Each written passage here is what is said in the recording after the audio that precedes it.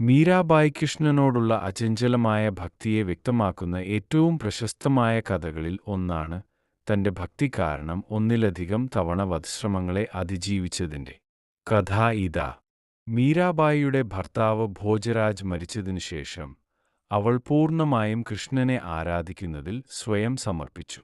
ഈ പെരുമാറ്റത്തെ, പ്രത്യേകിച്ച് മേവാറിന്റെ ഭരണാധികാരിയായി മാറിയ അവളുടെ ഭർത്താവിന്റെ അനിയൻ റാണ വിക്രം സിംഗ് വെറുത്തു. അവളെ കൊല്ലാനുള്ള ശ്രമത്തിൽ റാണ വിക്രം സിംഗ് മീരാബായിക്ക് ഒരു കൊട്ട അയച്ചു. അതിൽ തന്റെ പ്രിയപ്പെട്ട കൃഷ്ണനുള്ള വഴിപാടായി പൂക്കൾ ഉണ്ടെന്ന് അവകാശപ്പെട്ടു. എന്നിരുന്നാലും അതിനുള്ളിൽ അവളെ കടിച്ചു കൊല്ലാൻ ഉദ്ദേശിച്ച ഒരു മാരകമായ മൂർഖൻ ഉണ്ടായിരുന്നു. മീരാബായി സന്തോഷത്തോടെ ആ കൊട്ട സ്വീകരിച്ച് കൃഷ്ണവിഗ്രഹത്തിന്റെ അടുത്തേക്ക് കൊണ്ടുപോയി ഭക്തിഗാനങ്ങൾ ആലപിച്ചുകൊണ്ട് അത് തുറന്നു. അത്ഭുതത്തോടെ മൂർഖൻ സുഗന്ധമുള്ള പൂക്കളുടെ മാലയായി മാറി. തന്നെ വീണ്ടും രക്ഷിച്ചതിന് തന്റെ നാഥൻ നന്ദി പറഞ്ഞുകൊണ്ട് അവൾ ആ മാല കൃഷ്ണവിഗ്രഹത്തിന് ചുറ്റും വച്ചു. എല്ലാറ്റിനെയും മറികടക്കുന്ന ഭക്തി. കൃഷ്ണനോടുള്ള മീരാബായിയുടെ അചഞ്ചലമായ വിശ്വാസത്തെ ഈ കഥകൾ പ്രകടമാക്കുന്നു.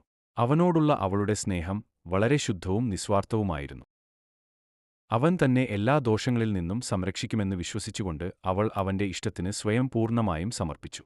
മീരാബായിയെ സംബന്ധിച്ചിടത്തോളം കൃഷ്ണൻ ഒരു ദേവൻ മാത്രമല്ല, അവളുടെ നിത്യസഹചാരിയും സംരക്ഷകനും പ്രിയപ്പെട്ടവനുമായിരുന്നു.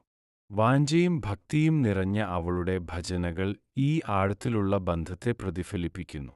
ഉദാഹരണത്തിന്, അവളുടെ പ്രശസ്തമായ ഒരു ഭജനയിൽ അവളുടെ കീഴടങ്ങൾ പ്രകടിപ്പിക്കുന്നു.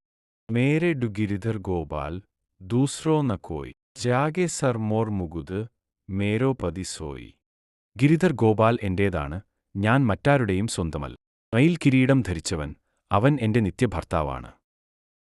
മീരാബായിയുടെ ജീവിതവും കഥകളും ഭക്തിയുടെ ശക്തിയുടെ കാലാതീതമായ തെളിവാണ്.